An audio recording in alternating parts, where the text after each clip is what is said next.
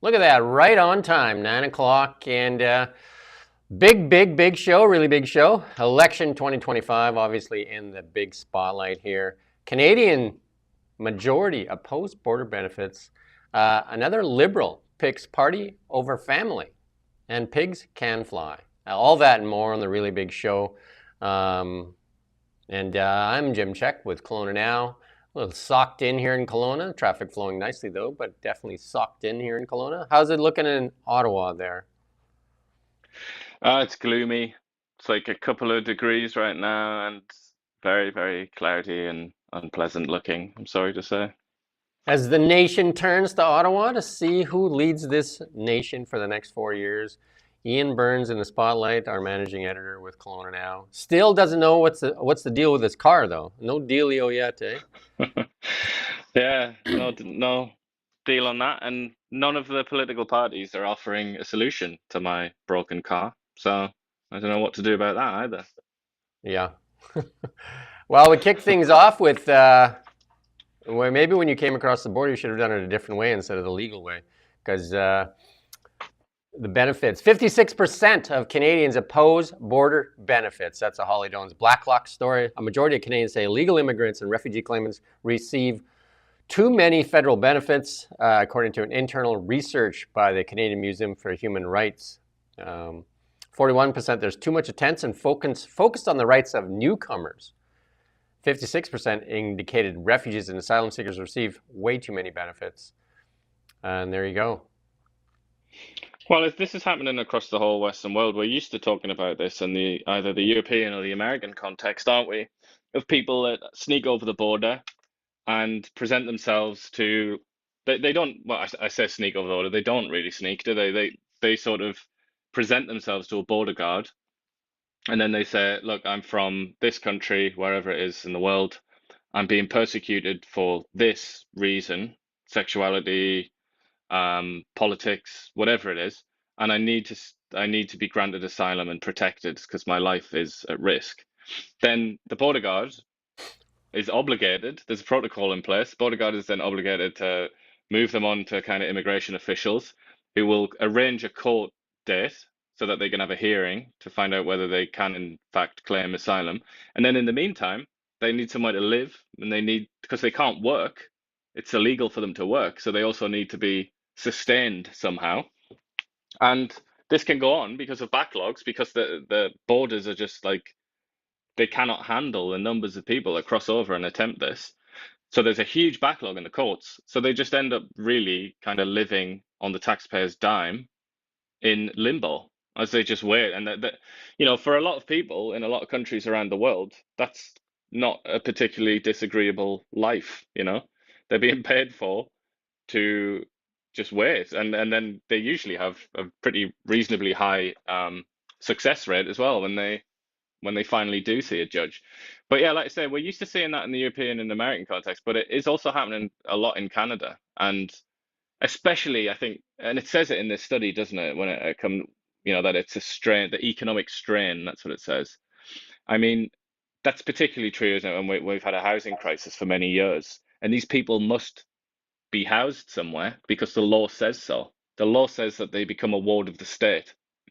So the state has to give them somewhere to live and obviously food to eat and medicine and so on.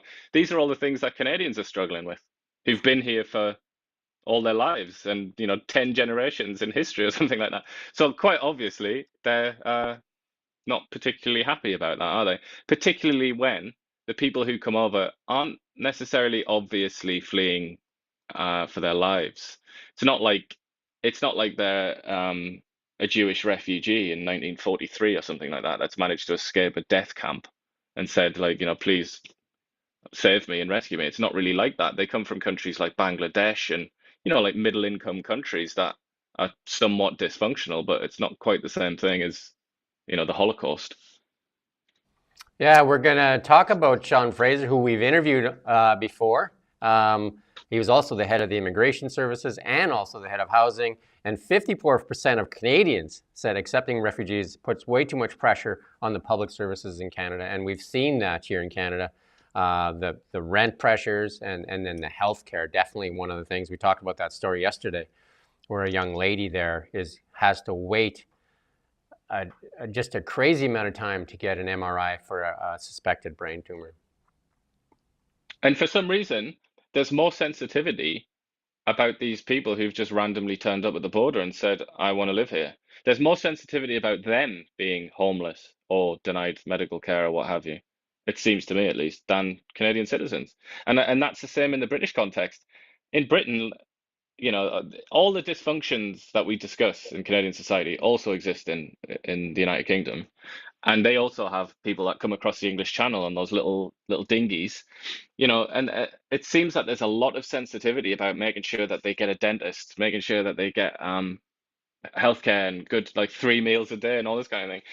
And it really does seem to me, and many people in that country and in Canada, that there's more interest and more sensitivity about these people than the native population that is also struggling.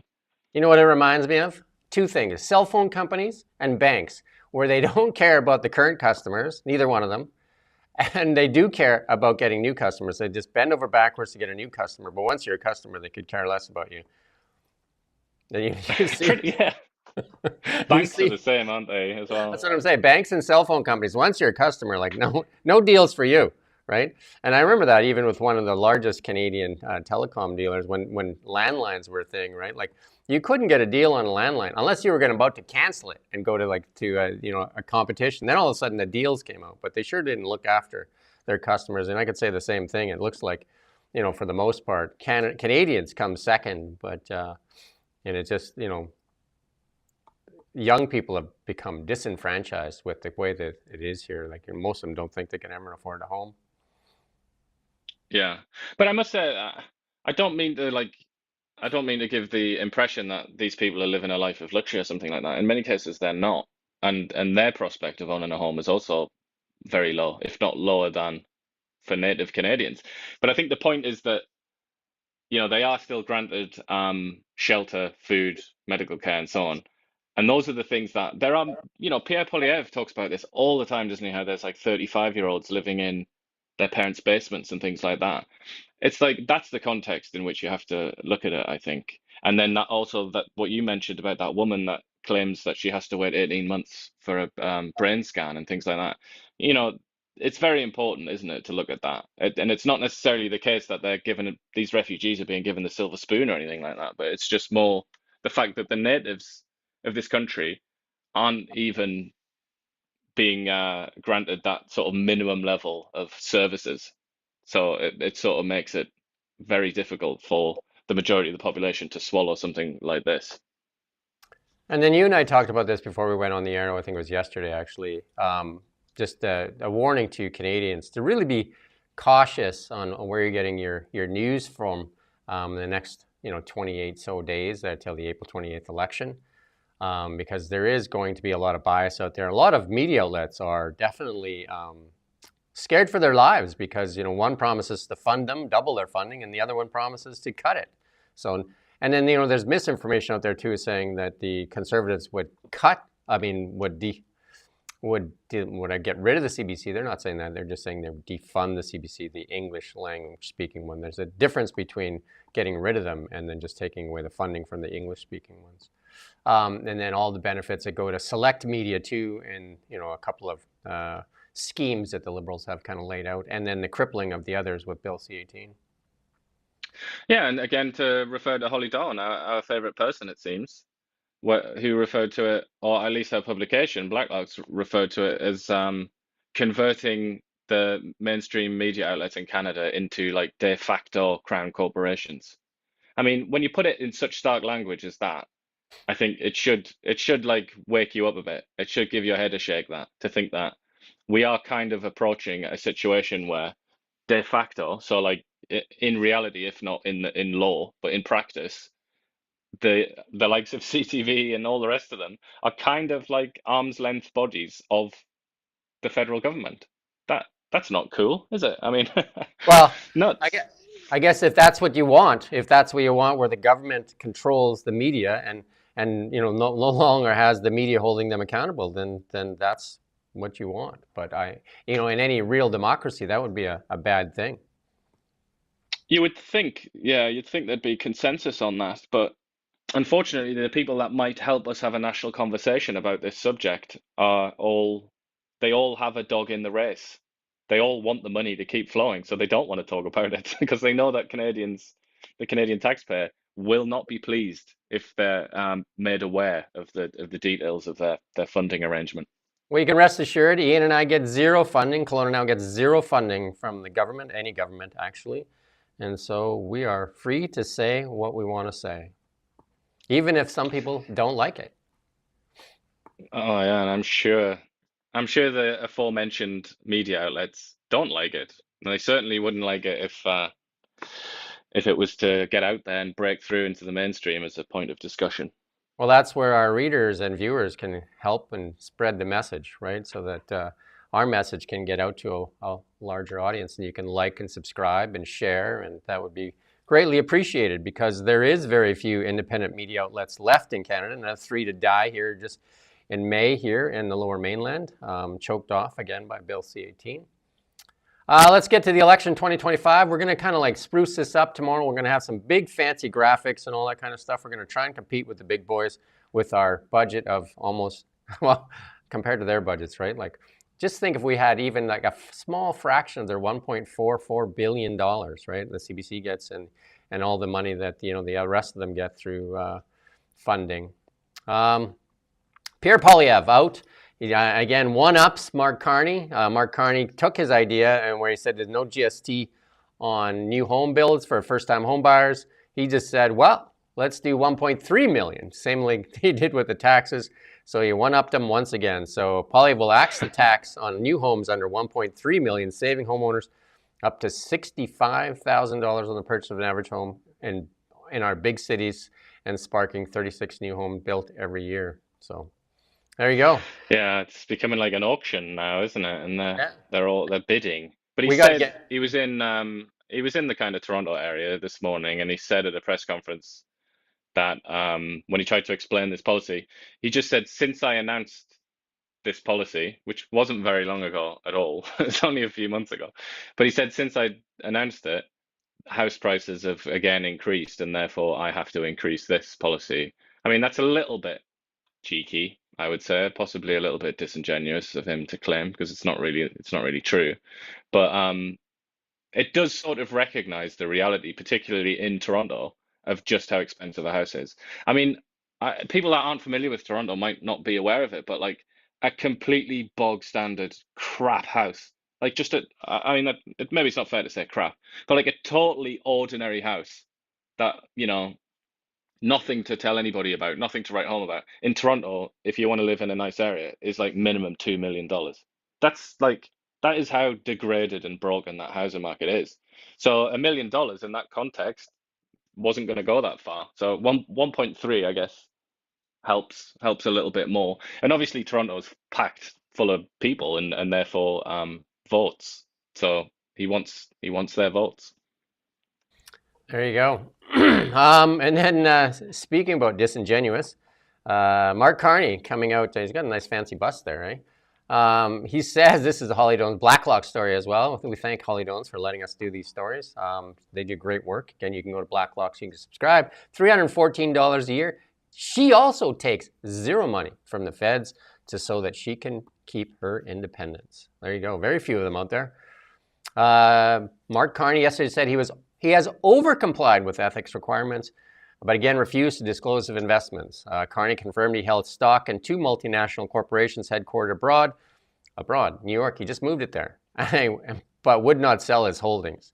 And he says, I've complied with all aspects, and he's over-complied, and I'm proud that we have it. And, yeah, I don't know. Like, he says, I've divested of all my assets with the exception of cash and personal real estate, a house and a cottage, into a blind trust, as is the route. It's a blind trust. The issue that I would have is that climate change is still one of his biggest agendas, and Brookfield Asset Management, very involved in that. So are you going to drive policy based on to the benefit of Brookfield Asset Management? I think the only way to do this is to get any kind of trust is to disclose what you own and how Brookfield Asset Management benefits from this. And the other thing I would say is if you're telling everybody that you're in the fight with the Americans, then move Brookfield Asset Management's headquarters back to Canada. Yeah, well, I don't think he would have the power to do that, but he could certainly call for that to happen, couldn't he? He could say, I implore you, Brookfield, to do this and bring it back to Canada. But then obviously, I mean, for very obvious reasons, he wouldn't want to do that because he literally only just signed off on them going to New York. So it would look very opportunistic. He not only signed off on them going to New York, he recommended that all directors vote for the move to New York. Yeah. And obviously, we're in a trade war with the United States, and yet his unknown personal fortune, we have no idea how much it is, but this mysterious pile of money, the majority of it is in the United States. We must conclude that is invested in the United States securities, is in the stocks in the United States. So he has a house and a cottage, he says, but that's not even in the trust. So that's not something that we're talking about here. And cash. I mean, the cash though as well, is the cash in US dollars, as is often the case for savers and investors. They often keep US dollars, don't they? So there's all kinds of questions about his financial how should we describe it? His financial connection to the United States and his reliance on the United States for his own personal finances. That's an important question to ask when he tells us every single day that we are basically in a war with the United States. Yeah, I believe all he does is like you talk about Stickler. I think the only he's trying to do is stick handle, and we can talk about his little hockey analogy later. But like, it seems like a lot of stick handling, and this is an issue that I don't believe is going to go away until he comes clean on it. And it doesn't look like he wants to come clean because obviously he doesn't want to share. Oh, absolutely. In politics, the world of politics, you know that when something's being fought, as this is, they talk about political capital, don't they? And how you only have so much and you have to spend it wisely. He is spending political capital here at quite a fast rate. So for him to be spending all this political capital on a defense of his personal assets tells you that he thinks it's really important that it does not get out there. Well, I So I think mean, that's yeah. just it seems to me, yeah, he's worried. He's worried that it should be released, and that's all the more reason for us to know what's in there, isn't it? Yeah, I believe that he would think that it must be damning if it was disclosed. Otherwise, he would just release it. It would make sense to release it. It could also be the fact that he's been working in the money business, we might as well call it, in the world of finance for many, many years, his entire career. It's possible that his personal fortune will surprise people, like the size of it. It might be really, really huge. And I think probably he doesn't want that to be in the public domain either. He doesn't want the NDP, for one, to be able to say, like, look at this guy who's worth like $80 million or more or whatever the hell it is. Like he would not want that to be out there because especially during like a cost of living crisis and all the rest of it, that's just the way it is. It doesn't swing with voters. It doesn't go down well to be extremely rich and trying to rule over Canadians when lots of people are feeling the pinch right now. Rich and arrogant, the two things that even if you are rich, coming across as arrogant doesn't really help either. Yeah, well, indeed, it would add to that it would add to that impression that a lot of people have of him as being a little bit aloof, maybe, and a bit of a kind of elitist, as he's been accused of being. Let's play this clip here from Mark Carney.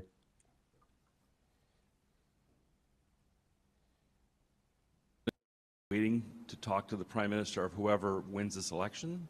Well, that's an interpretation, but I think it's a reasonable interpretation. I'm available for a call, but, we're going to talk on our terms. Yeah, so there's a lot of people making a lot of noise about that, saying that apparently Trump is refusing to speak to anybody until we have an election and determine that. It's a very interesting approach to the United States, isn't it? I mean, yeah, I would say that it's almost certainly because of the election. It's a political maneuver, isn't it? But I don't know how wise it is to not have any kind of personal rapport, any kind of I would say that any kind of relationship with the president of the United States.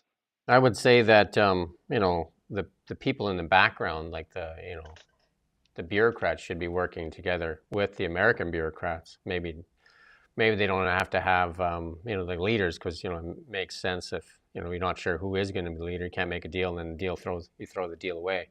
But the bureaucrats should be working nonstop and trying to get something done, and Canada should be working nonstop and trying to get other deals. We got a clip here from Danielle Smith here, though.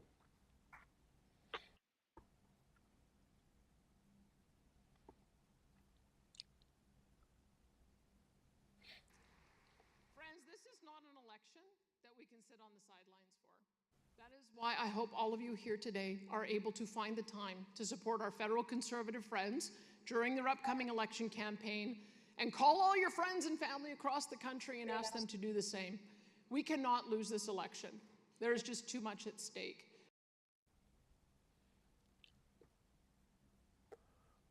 There you go. That's the first province I've seen come out in support of a party. So that is from Danielle Smith, supporting the Conservatives. I'm sure we're going to see something from David Eby here. And any guess where he's going to go?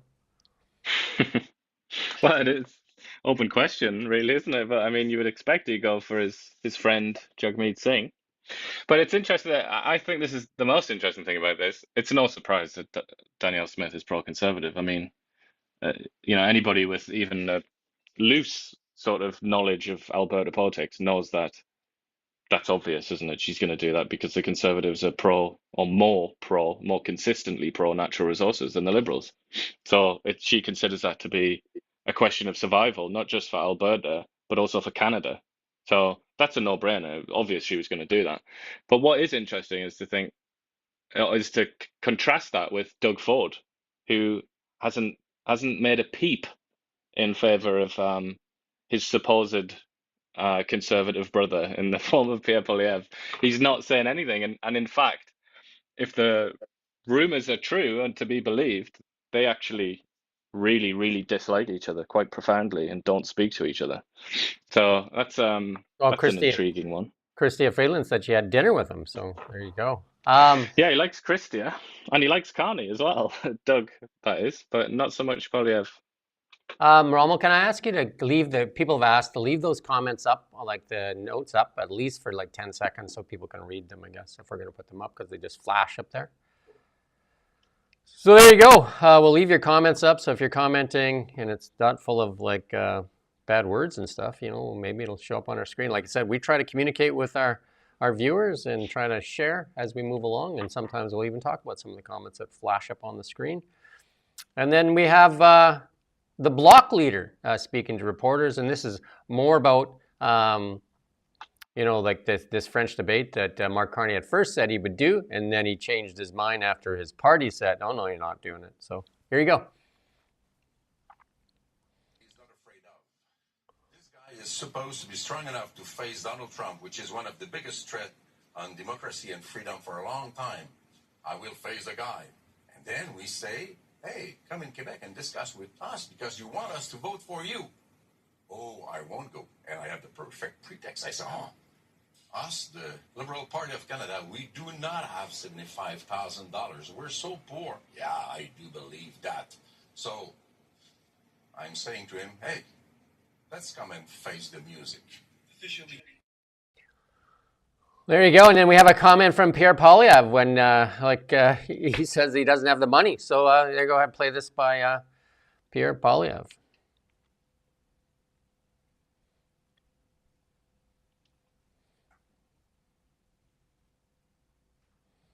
Pay Mr. Carney amendment that will build the homes. I'll even pay Mr. Carney's fee so that he can show up. We'll take that excuse away from him. Conservatives will even pay the fee to bring him out if he's not afraid. And by the way, if he is afraid. There you go. So you have Blanchette saying, it seems like a lame excuse. And Poilievre saying, well, if that's the excuse, we'll even foot the bill.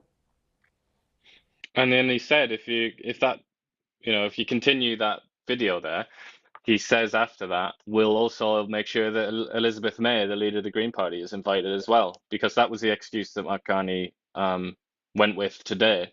He said, "Oh, we Yeah. couldn't possibly do it because the Green Party's not represented." Yeah. Which, I mean, I just feel, look, this is one of those situations where everybody that is not partisan, everybody that's even like makes even a little bit of an attempt to be neutral on this matter, recognizes what's happening. Mark Carney doesn't speak French very well. And well, to be honest, he does actually speak French all right, and he's got very good comprehension. But he doesn't speak it as well as Pierre Poilievre, let's say, and he's not as fast on his feet in French. Or he's not really fast on his feet in any language, but in the political sense. But he's concerned that this would present him in a bad light in Quebec, in a kind of free-flowing, like not a particularly regulated debate where you can chat a bit more freely. He's worried that that will make him look worse. And as is the classic sort of political, calculus has gone on. Will this benefit me or will it be a negative? And they've decided, for obvious reasons, that it'll be a negative. So they're not going to do it. And now they're thinking of stupid excuses. But everybody that's neutral realizes it's a stupid excuse. Everybody on the opposition or that supports the opposition realizes that it's a stupid excuse. So it's almost like, who's this for? I guess it's for the Liberals. It's for the Liberals that, are very committed to that party. And they'll just swallow that because they have to remain intellectually consistent. So it just seems this is the kind of thing that makes politics or gives politics a bad reputation. It's people who are very intelligent and powerful behaving as though the majority of the population is extremely stupid and gullible. Yeah, and it's odd too because like here the Liberals are now worried that so like a fringe party is not going to get representation. But then when Ruby Dalla and Chandra, they said they were just nuisances and couldn't speak the language properly, so they shouldn't be allowed to have airtime or be a part of a debate. Seems like there'd be a bit of a conflict there, no? When you're talking about matters of power, and you talk about, so in other words, politics, and trying to climb up that slimy pole to become the Prime Minister of Canada, I would say consistency, principles, all of that. Don't waste your time even looking for that because you're not going to find it. They do what they need to do in the moment to sort of get past that hurdle of the day as they try and continue up that pole to try and become the Prime Minister. And like principles just don't even come into it really. So yeah, obviously that's that's one example of how they're not very principled in this business of politics. And then they go, the poly markets just flipped again because the Conservatives had this huge commanding lead, and then Carney took that lead, and now just, I think it was last night, they kind of flipped back in some areas. The polls are starting to reflect a little bit of a change there. That probably favors Mark Carney though, doesn't it, overall, I would say. Because if they're that tight, like Poilievre doesn't have the advantage of another party that will almost certainly back him up. There is no other kind of conservative party, but there are two liberal parties, well, and the Green Party, I guess. So there are three liberal parties. So unless Poilievre has a plan to do a deal with the Bloc or something like that, which could happen, I guess. But yeah, that'd be the only realistic. It's not great news for Poilievre, I don't think. That'd be the only realistic alliance for the Conservatives with the Bloc, and it'd be interesting to see if the Bloc takes back some of the seats that they lost to the Liberals as well. So apparently, according to the polls, again, we don't really know for sure, but the polls seem to suggest that, again, sort of contrary to what you might think, that the Quebecois are quite keen on Mark Carney. So despite his, lack of complete fluency in French and all the rest of it, but I don't know, it remains a mystery to me what the Quebecois do and why they do it.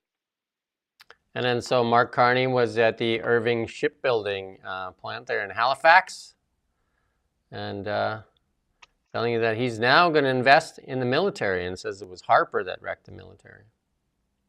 Well, he also said something very, very cheeky, and I'm going to have to say it's a little bit disingenuous. He said that the Liberal Party in the last 10 years has more than doubled defense spending. I mean, this is a former governor of the Bank of England, former governor of the Bank of Canada, talking about doubling spending. he's not saying that as a proportion of GDP, because that's false. It's actually gone up and down. It's pretty much the same, if not less than it was in the Harper years.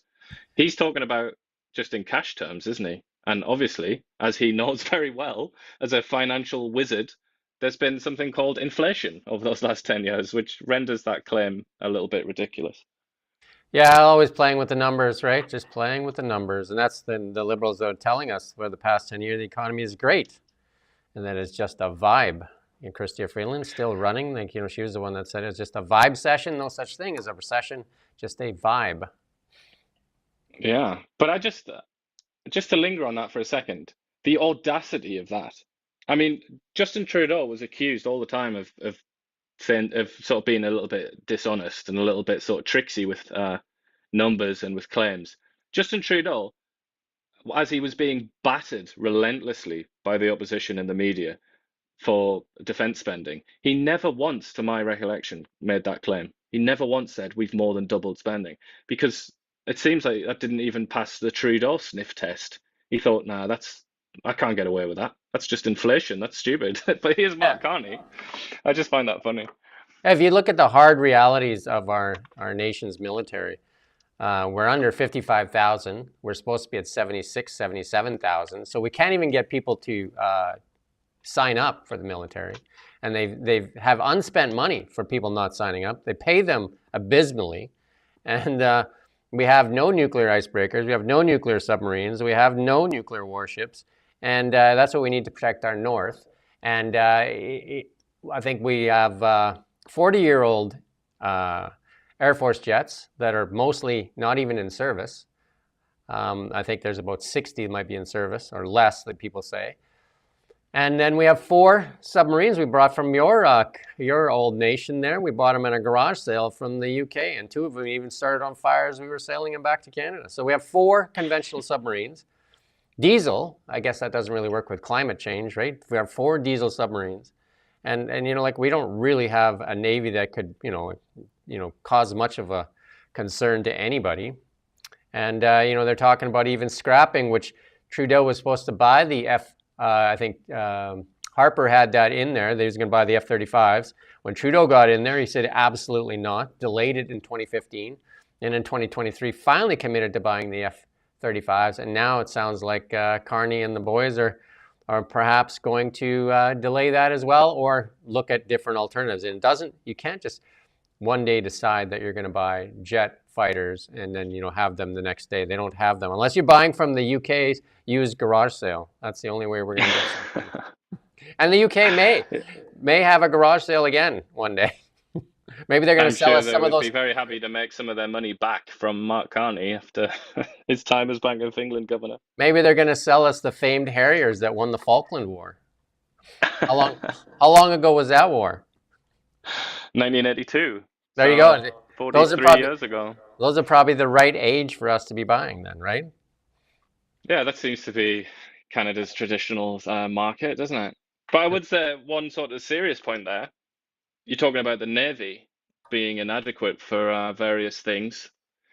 It's inadequate, I would say. The most important thing to sort of get into people's minds. It's inadequate for claiming sovereignty over the land that is on the map. When you look at Canada on a map, the Navy doesn't even serve the purpose of claiming that land as Canadian. I mean, that's the kind of disaster that we face, especially now that sovereignty is Mark Carney's favorite word. Look at the South China Sea, just as an example.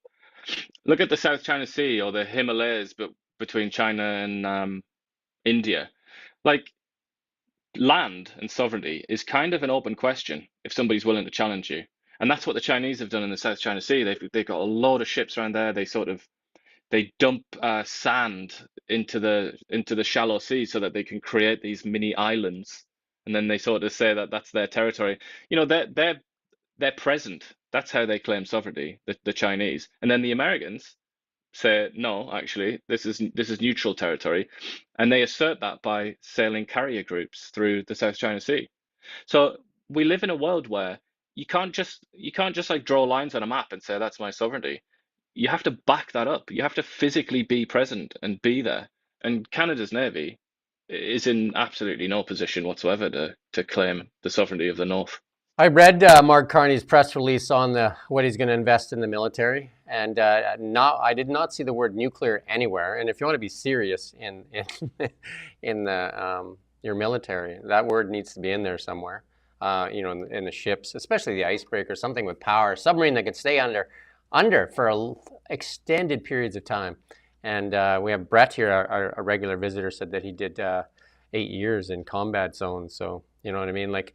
The underinvestment in our military is just shameful. And again, you and I have talked about this many, many times, how they pay a bureaucrat in Ottawa makes, sometimes like 3 times the amount that somebody you're asking to go lay in a ditch and actually not only put their life at risk, but actually to kill a stranger because of an order.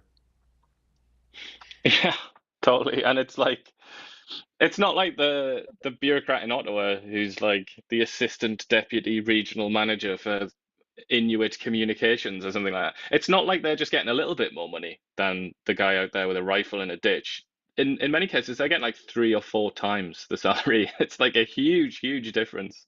Yeah. So yeah, it's not really that can't go on, can it? If we're actually serious and we need a military in this country now, and we need to take it seriously, then that cannot continue. It's just impossible. And then we did the story recently where on December, the Department of Defense office employees are supposed to come into work 3 days a week. And I think it was less than 30% of them actually showed up for work. Meantime, the soldier that makes like a third of what they make is expected to lay in ditches, not in the comfort of their home collecting their paycheck with their jammies on. Like sipping on hot chocolate and watching Netflix. Yeah, well, I mean, I would say obviously, and you know some public servants personally, don't you? Like as your friends, like they do work. Obviously, a lot of them work very hard and they're very useful. But there is also a certain amount of cheekiness and graft, isn't there? But I suppose the point that we're making, in case anybody takes it the wrong way and gets upset, is. Yeah, great. Public servants, we need you within reason. We need you to do what you do to keep the state going and keep all the records and all the rest of it. But I don't necessarily think that you deserve 3 or 4 times the salary of the guy that goes out and kills people and dies to protect this country. I think it should be precisely the opposite. He should get, or she should get, 3 or 4 times the salary of the bureaucrat. And I feel like that is an obvious moral observation. I feel like that's like natural or something. So if I was running for prime minister, I would give to kind of reflect on Justin Trudeau's 420 rule, where he legalized pot for everybody. The 420 I would run. If you serve 4 years in the military, you get 4 years of education in any university you choose, fully paid for. And if you serve 20 years, you never have to work a day in your life, and you get the same pension that the MPs get. That would be fair, wouldn't it? That would be justice, I think. There's the 420 that Canada should have, not the 420 we currently have, where Sir Elton John, one of the finer, a knighted musician from England, said that legalizing pot was one of the biggest mistakes Canada's ever made. Yeah, big Elton, big intervention from Elton, that, isn't it? Yeah, so let's campaign for 420. The real 420. Let's give Elton the ring. Give Elton the ring, yeah. Reggie Dwight. Let's see Maybe, if he can get involved. Maybe he can come out kind of like the Mike Myers. And we're going to talk about Mike Myers again later here. But hey, we interviewed Sean Fraser when he was the housing minister. And I pitched to him at the time, because we're always, one thing about this news program, we're always pitching good ideas. And we pitched to him. At the time, you can go back and watch the interview, pitched hard to him because I even complimented him. I said, you guys did a good job with GST removal on rentals, and we've seen a lot of rentals here built in Kelowna. Why not remove the GST off of homes? And he said, at the time they didn't really have the money or the budget, and it's not something they're looking at right now. But I guess, and I said, well, Pierre Poilievre is pushing it, and, it seems like a really good plan. You guys should adopt it. And, here we go. And they've adopted it, and then, but the big thing with Sean Fraser is he said he was not running when it looked bad for the Liberals because he wanted to spend time with family in our headline there. Now he says family comes second because he's back in the game. When we talked about this yesterday, he said how many other Liberals are going to come back in the game. The one that we haven't heard from yet is Pascal St-Onge. Is somebody running in her district, or is we going to hear from her in the next little while that she's back in the game? Well, somebody was running in Sean Fraser's riding, and it didn't stop this happening. I mean, you take a back seat when the big boys tell you to sit down, don't you? So But I would say Sean Fraser, like, I think you would probably agree with me that he does come across like a really decent chap. He seems like a fairly nice dude, and he also had the cojones to do an interview with us, which I cannot say for basically all of his colleagues.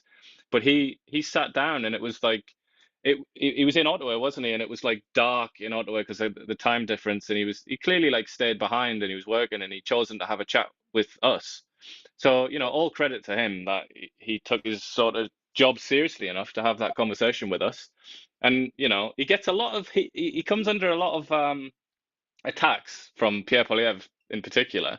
But I think that's more of a compliment than anything, because I think he is, of all the Trudeau ministers, I think they looked at him as like a sort of their future, really, because he's quite young and quite a good communicator. I think they thought that they could have him for in the long run. But this is what he's done here is quite ridiculous, isn't it? He should have been honest, or he should be honest. He hasn't yet actually come out and explained his decision making, but he should be honest and transparent and say, look, I thought I was going to lose because everything was in the garbage with Trudeau, but now it looks like we might win, so I'm back. Kind of thing. Like, just be honest. Like, that's why he's doing it. Yeah, to be fair to him too, is in that interview with him, you know, we weren't that easy on him, but he was definitely, he can articulate a point very well, and he seems like a very intelligent. He's a lawyer, and he speaks well, and he doesn't seem to gaslight as much as some of the other ones out there. So yeah, but I just think, like, a politician should speak to everybody and should be really you know, really available and really open to conversations with all kinds of people. And he passed that test. And I just think that by itself, really, take away all of his other, anything else you want to talk about related to this chap, that alone is like, you know, well done kind of thing. Because we've had a lot of conversations, like people listening to this who aren't in the world of journalism wouldn't know, but we try very hard to speak to all sorts of people. And some of them will string us along. You know, they'll sometimes for ages and ages, weeks, and then or months even, and then sort of say no or just not reply. Like, we've been trying to speak to Jagmeet Singh for God knows how long, and that just kind of went dry, didn't it? They just stopped responding to our emails. It's like, it's very easy not to speak to an independent media outlet, as a politician, put it that way, and he did. So, you know, credit where it's due. there you go. CSIS alleges Indian organization support for Poilievre's 2022 Conservative leadership bid. So now they're trying to drag this out here. So there you go. Yeah, it's funny because we were chatting about this briefly earlier, aren't we? It seems like now in the debate, in the public conversation about this, it's like there are two teams. You got the Indian government, apparently, that wants the Tories to win, and then you got the Chinese government, allegedly, that wants the Liberals to win. And that's certainly what the leader of the bloc, Yves-François Blanchet, that's what he just said earlier. He said he doesn't know anything about this India thing, but he believes it. I don't know why he said that, but he said, I tend to believe that you know, the Indians interfered in the Tory leadership race. But then he said the Liberals, in his words, are very close to Beijing. So, I mean, we are in this odd situation, aren't we, where the Liberals for a long time now have been accused of being a little bit too friendly with the Chinese. And then there's also been accusations for a long time that the community in Canada is interested in backing the Conservatives because of what is effectively like a kind of conflict, like a war that's going on between the Liberal Party and the Indian government. They really despise each other. So, you know, it makes sense that these countries would push their own objectives, but it's just a little bit sad that we have to see this, you know, this attempt to manipulate our elections. And I think, you know, they're putting it out there that Mark Carney has some actual ties with China and even taking loans for the company from China. So there's some information out there on that as well that I'm sure it'll get asked a lot in the next few days, and see where that all kind of See I where would that also all say, shakes just out. last word as well, on how to kind of like read the news. And I don't mean like read the sentences in front of your eyes, but to think, why has this story come out now? This is a what the Globe and Mail calls a highly placed source, unnamed, of course, anonymous source, that's come and released this information about something that happened in 2022. Mhm. Why, on the third day of the federal election campaign, has this information been granted to the Globe and Mail? You know, you should be able to make your own conclusions about that. It's clear. Ironically, this is election interference from somebody that works for the federal government that wants to influence the election in favor of the Liberal Party. So if you're wondering, put two and two together, and usually whatever you think in your gut will be the right answer. And that's certainly what I think is happening here. This happens in every election, in every part of the world. These people come and crawl out of the nooks and crannies of the state, and they reveal these secrets to a newspaper. And Bob's your uncle. There's a negative story about the Conservatives. Yeah, and then we didn't put this story in, but I did put it on my LinkedIn. There was a reporter that framed a question to the elections committee and saying that, what are we going to do about, and I can't remember the exact framing on my LinkedIn, what are we going to do about election interference by Elon Musk and what he's doing in his endorsement of Pierre Poilievre? And they, the way she framed the question, and they basically said it's not election interference. He's entitled to his opinion to voice it. And but it seems odd that they're coming out with that when at the same time they gleefully accepted all the endorsements from Barack Obama, Hillary Clinton, and all that for Justin Trudeau. You remember when those were coming out in all the Trudeau elections? It seemed like they were gleefully Yeah, accepting. I mean, Barack Obama during his presidency interfered in a lot of elections, not just in Canada, but also in the United Kingdom. Famously, he was on the same side as Mark Carney during the Brexit referendum, where they both basically endorsed the European Union campaign. Well, So Barack Obama's had his fingers, he's got his hands dirty a number of times in that regard. and speaking of endorsements, we're going to play another endorsement for you. And this is from former Canadian, now U.S. citizen, Mike Myers.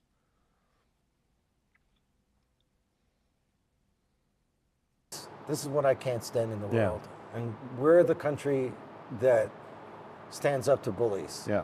And I hope, and I know that you will, but I hope we continue to be the good guys. What does Canada mean to you? Like, how does it? Canada means everything. I wouldn't be anything without Canada. The Canadian taxpayers subsidized our housing, gave me a fantastic high school. They had a television studio. You get that education. Yeah. You get that perspective. Yeah. I mean, you're talented, but you get the opportunity to express that talent. I mean, you are talented. Yeah, well, thank you. That's very kind.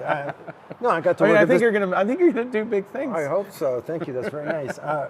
No, but I worked at the CBC. In fact, I didn't know that. Yeah, Okay. I did. Do you think we should get rid of the CBC? No, Because there's a guy we who should says keep we the should just get rid of the CBC. CBC. Okay, That let's guy's wrong. He's wrong. No, no. But this thing about still being Canadian and Yeah. always being Canadian, and it's about values. It's about an attitude. The attachment to this country that gave you these opportunities, gave me tremendous opportunities, Right. obviously. Going anywhere in the world and people find out you're Canadian, you're the good guy. Yeah. And sometimes you got to get those elbows up. Yeah. But only for as long as They it is just- necessary, and then you go back. I've always said that nobody should confuse Canadians' kindness with weakness. Yeah. There you go. And that's how you pay Canada. You got everything from Canada, and then you move to the South and pay your taxes to the Americans. Well, the other one was, what does Canada mean to you? Canada means everything to me, except I left about 40 years ago and I'm not coming back. So it doesn't really mean everything to you, does it? Both of them. I think the real hint, the real explanation there as to what is his motivation. I mean, I'm going to be quite cheeky here, Mr. Myers. I hope you'll forgive me in sort of trying to guess what you think. But it seems to me that it's to do with what he said at the end there, where he said, everywhere you go, people recognize you as Canadian and that you're the good guys. I feel like maybe that's it. It's like it's an identity thing for Mike Myers, and it's that thing where you see people with the maple leaf stitched into their backpacks and stuff like that. It's like they just want to sort of be recognized as good, and Canada's just good in a very vague way. There's no real like solidity to it. It's just Canada's just good, right? Usually contrasted with America, or almost always contrasted with America. And I just feel like that's what he's on about here. That's what Shrek, aka Austin Powers, is on about here. He wants to be the good guy in the American context, but it's not. That's really not. I just don't know what to make of that endorsement. I don't know what the average Canadian would make of that endorsement, because it doesn't really have very much to do with the reality of day-to-day life in this country. And Mike Myers doesn't really know anything about that, unfortunately. And for somebody that says Canada has given him everything, both of them, they both say that Canada's given him everything, and they both left and took their everything somewhere else. And exactly, yeah. So I mean, Mark Carney, lest we forget, Mark Carney was out of Canada at the age of 18, wasn't he? Straight off to Harvard University. Then he went to England. Then he went to Japan, the US, then England again. You know, he's like, it's good that he has ambition or whatever. Yeah, it's great for his personal life, but it's a little bit cheeky for him to then say that he's like Mr. Canada. You know, it doesn't really work like that, does it? Yeah, it's a bit, and you and I talked about this because you know when Kamala Harris was using these famous people for endorsements, and we talked about how Oprah got paid $2 million, or Harpo Productions got paid $2 million to endorse Kamala Harris. There's a thing floating around the internet that says Mike Myers was paid as well. I haven't seen like confirmation of that. Yeah, well, I mean, he doesn't need the money, but then nor did Oprah. So that baffled me, that situation with Oprah, because she's actually a billionaire, isn't she? So that was just madness. But I guess the productions cost money, and I guess she didn't want to fork out, go into her own treasury to pay for that.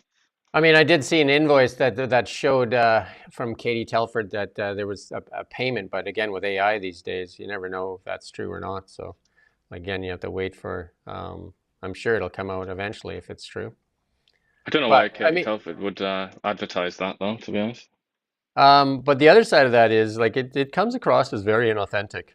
You have two former Canadians talking about how Canada gave them everything, and yet they took their gains from Canada and spent their energy and their livelihoods and money elsewhere. And Carney still took the company and moved its headquarters, like, while he was, running for the Prime Minister of Canada.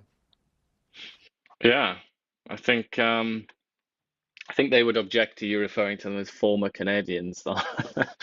That's a hard one to sort of label somebody with, isn't it? But I guess exiles, you could say. We'll put an asterisk beside it. How's that? An asterisk, and then say, we don't want to offend you. And with lots of footnotes, right? I think, Mark Carney has identified as when asked in a conference, he says, you have 3 passports, what do you identify as? And he says, I identify, and these are his words, I identify as a European. Those are his words, not mine.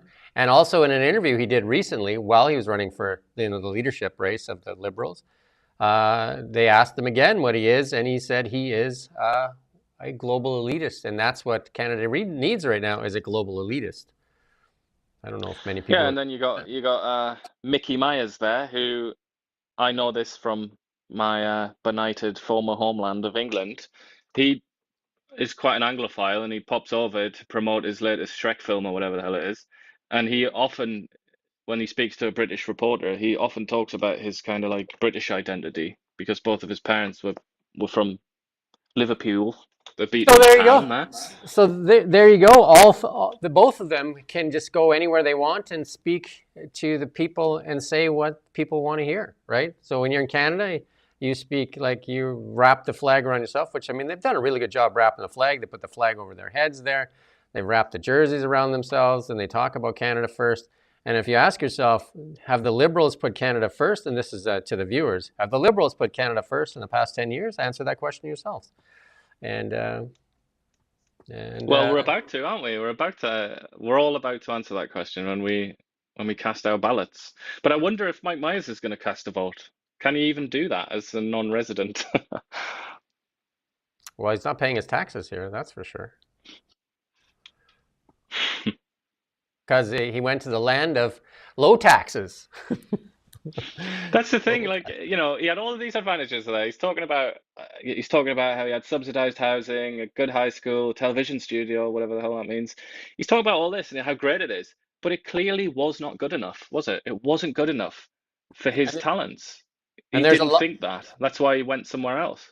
And there's a deception in there too that will point out before we move on. The deception is Carney says that the other guy wants to get rid of the CBC. That is not true. Yeah. Well, all is fair in love and politics, we might as well say. And there's lots of things that he's said.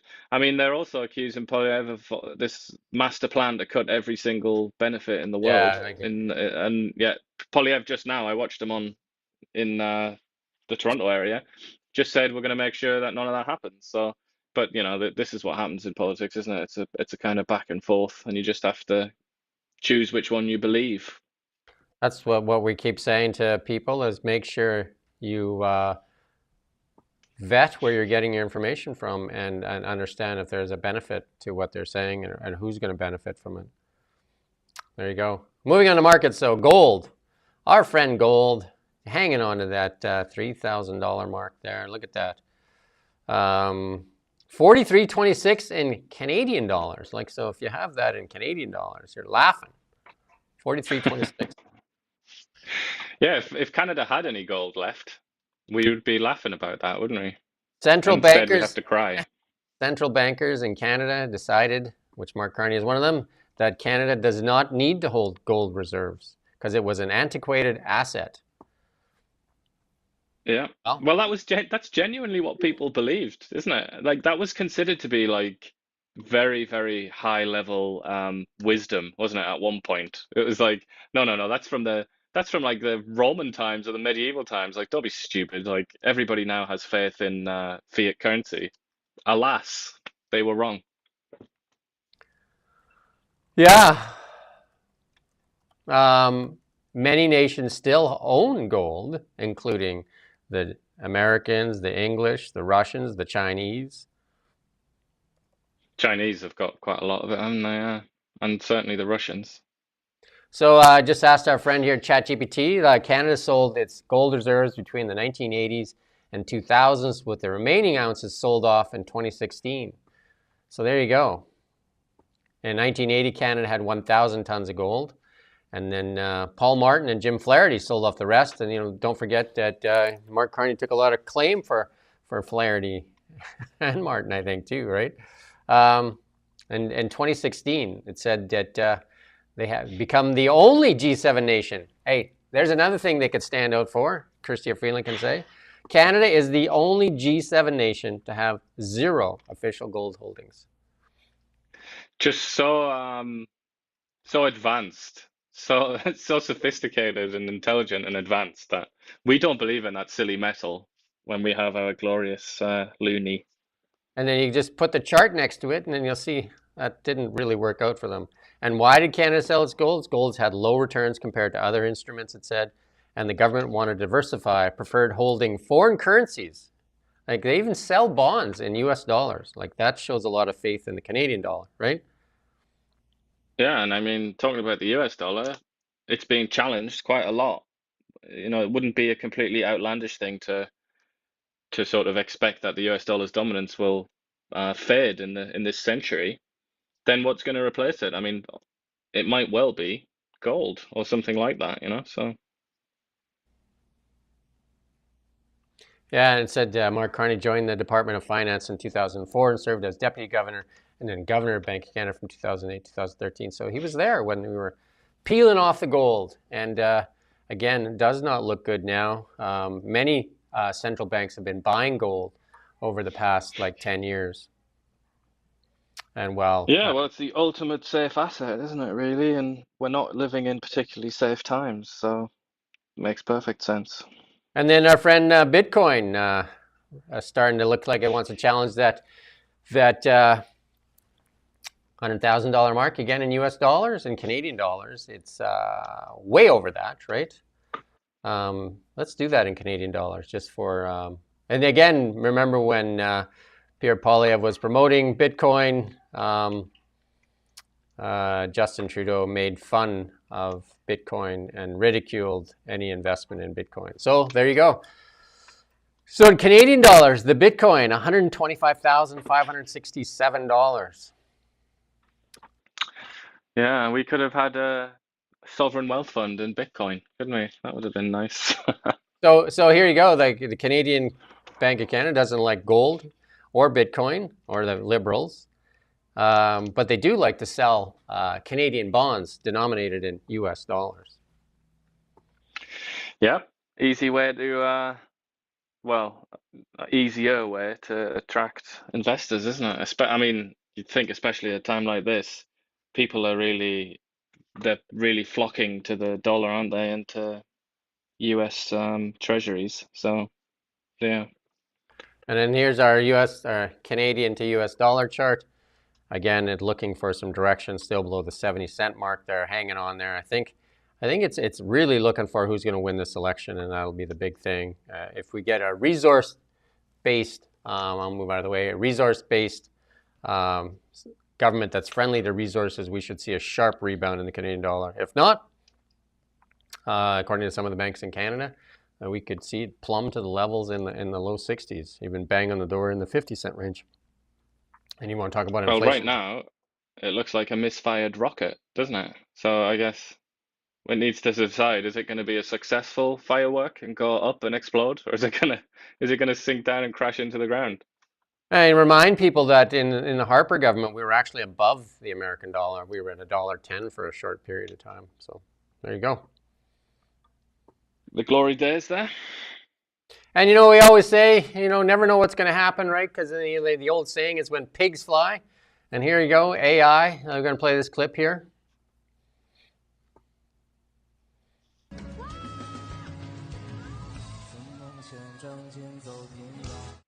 Again, proving anything can happen. That's good, right? When pigs fly, and the pigs are flying, okay?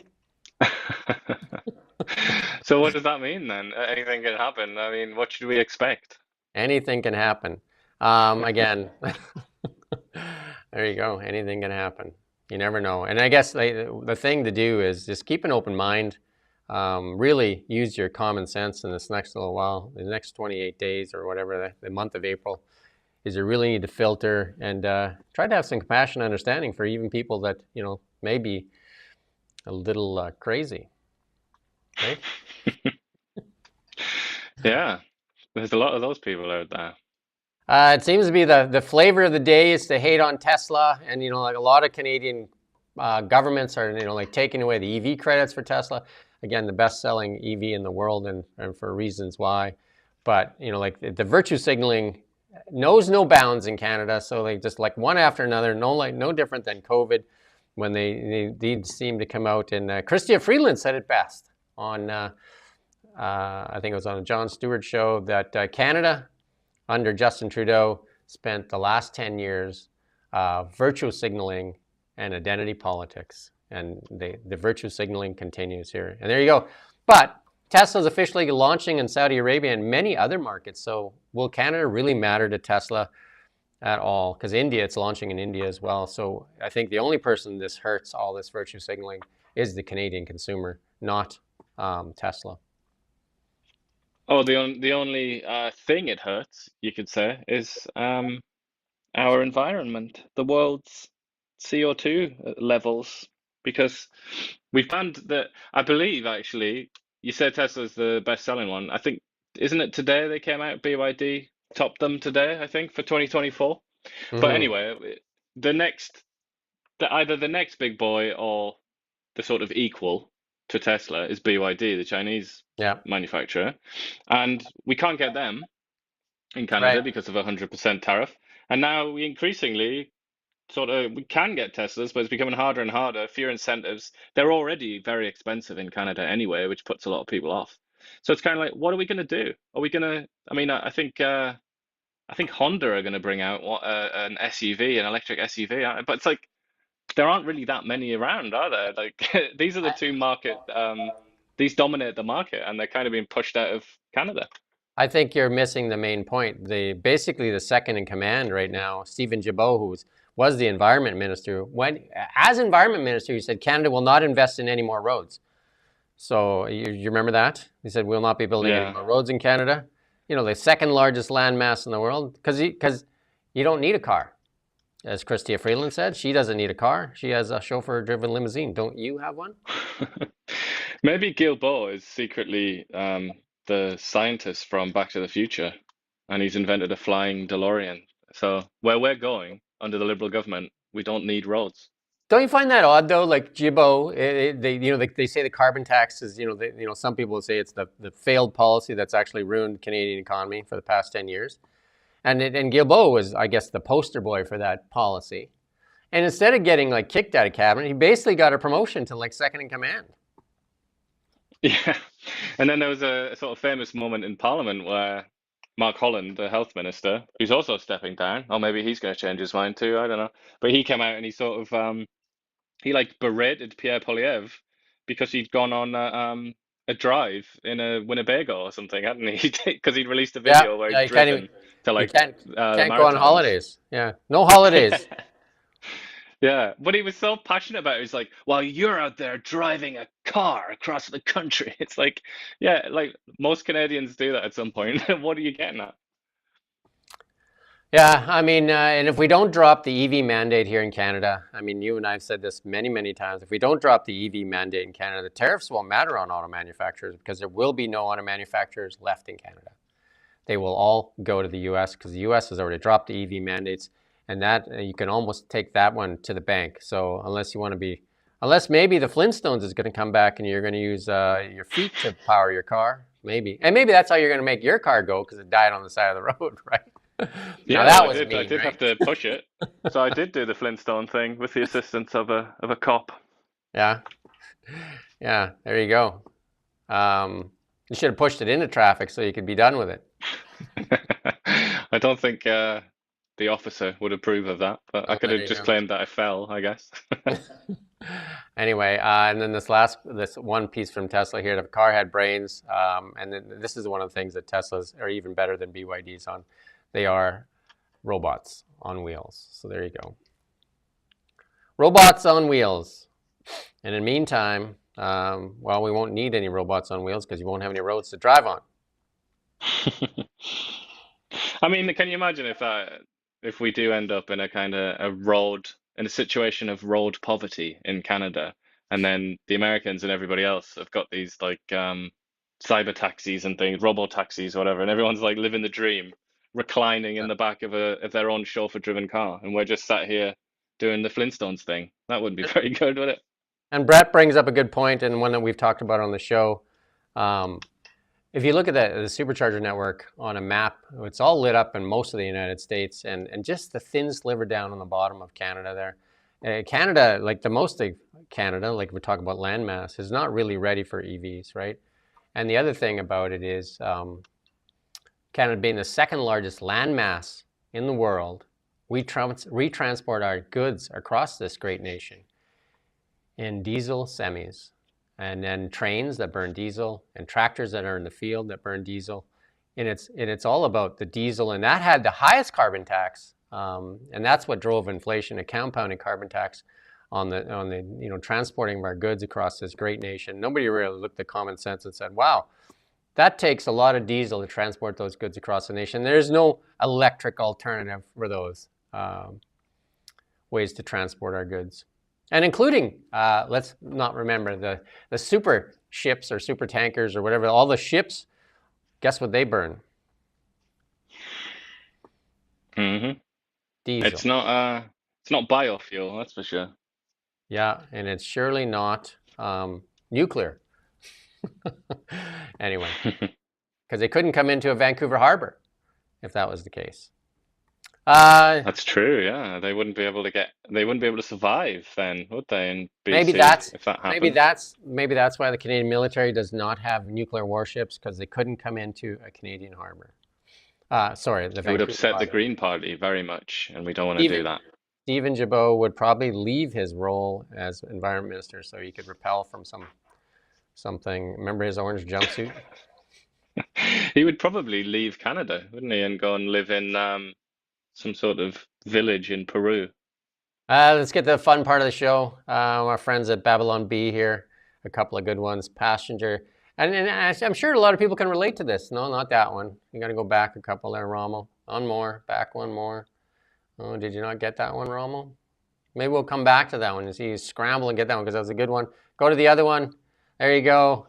Bernie Sanders in trouble as paid rally attendings vote to unionize. I guess they got a big turnout there, and then people are making fun of that. And then he was on an interview show with a Democrat-leaning show, and they asked him about AOC, and he was about to storm off. He got up to leave, and he didn't want to answer any questions. So the Democrats and liberals. He's a bit prickly, isn't he, Bernie? He gets upset. I saw him even when he did that interview with what's his name, Joe Rogan. He seemed a little like, and Joe Rogan was very fawning. Like Joe Rogan, big fan of Bernie Sanders at the time. Anyway, I don't know if he still is, but Bernie Sanders just seemed, I don't know, a little bit irritable. Like he's a bit grouchy, isn't he, in his own way? I guess that's like part of his appeal, maybe. Yeah. And then Elon Musk is getting all that grief. They're burning down Tesla cars and trying to, doing all those things. They found a bomb actually at one of the Tesla dealerships, and he's actually going to disguise the IRS building as a Tesla dealership, so the Democrats will burn it down. Isn't that just like the perfect architectural decision for the IRS? That just looks like like a North Korean prison or something. It does. Did you get that other one in there, Rommel? Managed to get it? You did? Yes? No? Maybe so? No, not going to happen. Maybe we'll do it tomorrow because it was a funny one. No fun from Rommel today. There you go. So we'll have to get it another day. So any closing words there, Ian, before we close off the day? Just, let's buckle up and get ready for more of these promises and more of these, dare we call them falsehoods, being exchanged between our beloved political leaders. Well, we're going to try and get some answers selfishly for ourselves on Bill C-18, see if anybody will address it. I doubt if they will. They don't like to address anything that they can't act like Candyman for, right? So the Candyman can, that should be the theme song. Lots of promises and then delivery. I was actually at a meeting last night with a bunch of people in the 70-plus range, and they were talking about empty promises. They were talking about the $250 that never got delivered by the Liberals, or the $1,000 that never got delivered by the NDP, and the rent credit never delivered by the former NDP party. And so there you go. That demographic, though, is very interesting and is actually that's a demographic to watch because they seem to have shifted over to the Trudeau Liberals in huge numbers. So it'll be interesting to see if Carney can keep them. It looks like so far that he is. And obviously that's a really, really important demographic that tends to kind of swing elections. Well, the ones I talked to last night were a definite no, but again, it is definitely, I think the young people are going to be the ones that really are going to, if they show up to vote, is definitely leaning, and across the world they're leaning towards more Republicans or conservative votes. Yeah, hugely, especially men as well. They've been disenfranchised in so many different ways, and it's just been so tough for young people. So there you go. That's our show for today. I am doing a show on Renee's show. We're supposed to do it at noon today. It's been put off till tomorrow, Wednesday. And we're going to focus a lot more on election coverage. It's going to be a busy run until April 28th. And we'll be here all night long, too, for Decision Day for Election Canada 2025. We will be here for you and trying to give you something that is less, well, we don't get paid to say what we're to say, unless somebody wants to send us a big fat check, eh? And then we'll say whatever you want. Whatever you want. Yeah, if you can match 1.44 billion, we'll sell our souls. There you go. Literally anything you want. If you want this to become a Buddhist show, we can do that. It's fine. We're open to that. we're open to that. Yeah, for 1.44 billion.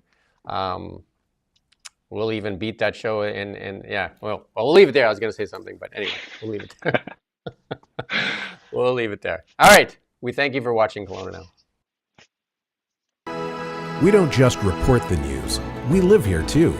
We're your neighbors, bringing you stories that matter to all of us. No government funding, no outside influence. Kelowna Now, local, independent.